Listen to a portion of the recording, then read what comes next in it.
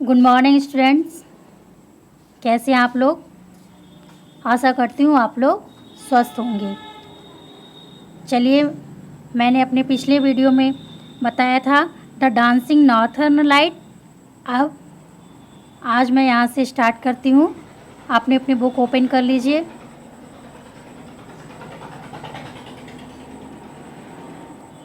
Start करते हैं। There is a dazzling display of glowing green, red and purple light spiraling and dancing in the dark night sky। अंधेरी रात में आकाश में जो घुमावदार लाइट होती है पर्पल, रेड, ग्रीन कलर की, वह लोगों को बहुत ही आकर्षित करती है, यानी कि चकाचौंध बना देती है। दृश्य को चकित कर देने वाला दृश्य बना देती है। The northern light is one of the most amazing master pieces of nature. ये नॉर्थर्न लाइट है, यह प्रकृति का एक अद्भुत दृश्य है, उनमें से एक है। आइसबर्ग हिमशैल। During summer, the snow melt and huge piece of ice break off from the glacier and slide down into the sea। Summer season के दौरान जब बर्फ़ पिघलती है तो जो ग्लेशियर से जो बड़े बड़े बर्फ़ के टुकड़े टूट के समुद्र में गिरते हैं। These blocks of ice are called iceberg। तो ये जो आइस के टुकड़े होते हैं उन्हें हिमशैल कहते हैं। These icebergs are a great danger to the ship passing by। और ये जो हिमशैल होते हैं ये बहुत ही खतरनाक होते हैं शिप के गुजरने के लिए, शिप के आने जाने के लिए ये बहुत ही खतरनाक होते हैं। These icebergs are not visible due to thick fog in area। और जहाँ पर धुंध और कोहरे, घने कोहरे होते हैं, उस एरिया में ये आइसबर्ग दिखाई नहीं देते हैं। Moreover almost 90% of the iceberg is inside the water.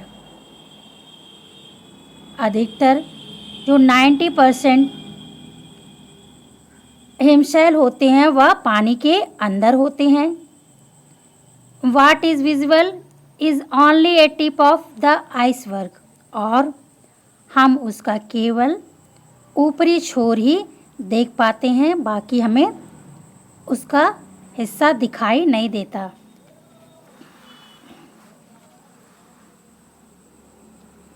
A iceberg may be as tall as a 15-story building over the surface of the ocean or as small as a hut। हिमशैल होती है वह उतनी लंबी होती है जितनी कि 15 मंजिल की बिल्डिंग होती है, और महासागर पर यह एक उसकी सतह पर यह बहुत छोटी एक झोपड़ी के जैसी दिखाई देती है, नज़र आती है। Vegetation. During the short summer season when the ice melt, small plant like mosses and lichen, grasses and bushes grow on the rocks. और समर सीजन के दौरान जब बर्फ़ पिघलती है तो छोटे छोटे प्लांट रॉक पर उग जाती हैं, और वो प्लांट है मॉसेस, यानी कि काईदार पौधे होते हैं। लिचेन जिसे कहते हैं, ग्रासेस एंड बसेस, ये सब चीज़ें रॉक्स पर उग जाती हैं। These plants provide fodder for animals. और ये प्लांट पशुओं को चरने के लिए चारा प्रदान करती है। Some flower also bloom for a very short period. कुछ फूल ऐसे होते हैं जो बहुत ही कम समय के लिए खिलते हैं।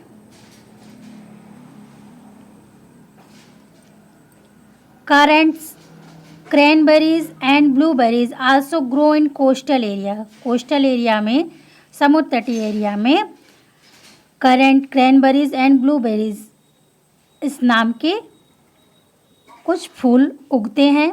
There are hardly any tree. यहाँ पर बहुत ही मुश्किल से पेड़ उग पाते हैं। In fact would is brought from other countries. वास्तव में जो लकड़ियाँ होती हैं वह दूसरे देशों से मंगाई जाती हैं। Wild life.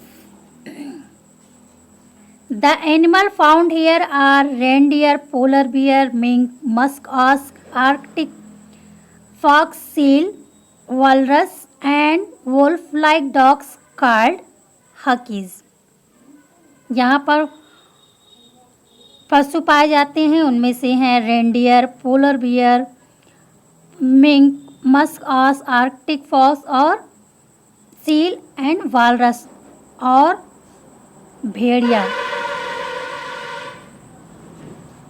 और वहाँ पर कुत्ते भी पाए जाते हैं जिसे हकीज़ कहते हैं। Huskies are domestic animal. Huskies ये पालतू जानवर होता है। And are mainly used in hunting and pulling sledge. और इसका मुख्य रूप से इसका यूज़ शिकार करने के लिए और गाड़ी को खींचने के लिए किया जाता है।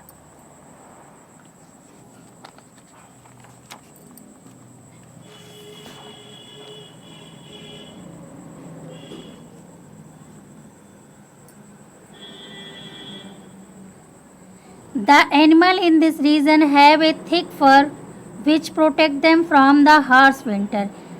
इस क्षेत्र में जो पशु होते हैं वह अपने आप को बचाने के लिए, ठंडी से बचाने के लिए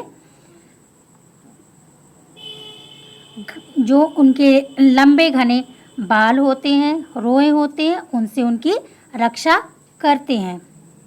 various species of fish such as salmon, cod and trout are found in abundance in the sea surrounding Greenland. विभिन्न प्रकार की फिश की प्रजातियां पाई जाती हैं, उनमें से हैं साल्मन, कोड और टॉट। यहाँ पर प्रचुर मात्रा में पाई जाती हैं। Greenlands economy depend on the export of shrimps and fish. Greenland की जो अर्थव्यवस्था है वह श्रिम्प्स और फिश के निर्यात पर निर्भर करती है।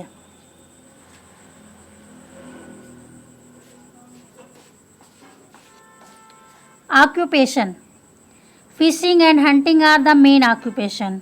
मछली पकड़ना और शिकार करना यहाँ के लोगों का मुख्य व्यवसाय है।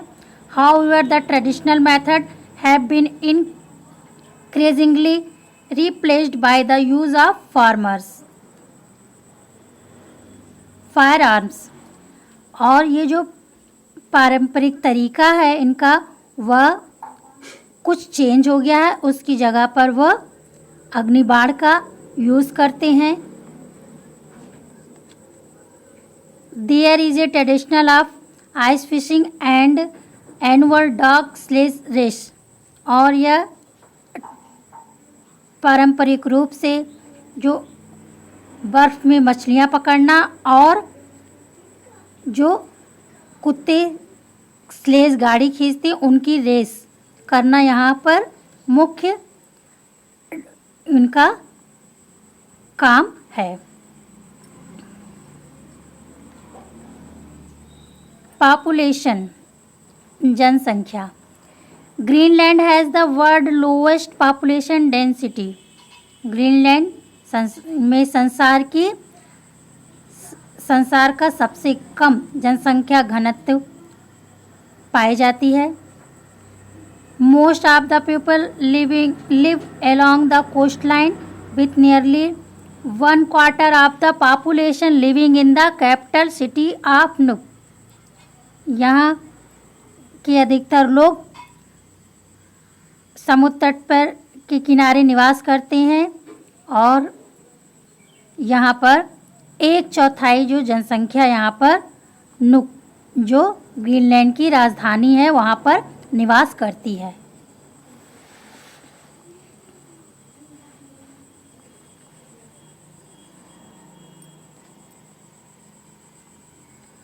Although Greenland is still part of the Kingdom of Denmark, it was granted self-government in 1979.